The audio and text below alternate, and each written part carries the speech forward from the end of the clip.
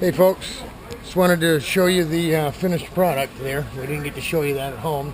There it is. It's on, it's cut, we got some silicone on there holding it on. So far, we've been here all weekend and we didn't get on the track until this morning, Sunday, as it rained yesterday. And then we had friends visiting, so we hung out and socialized yesterday, but we got out once today. The thermostat that we were trying did not help.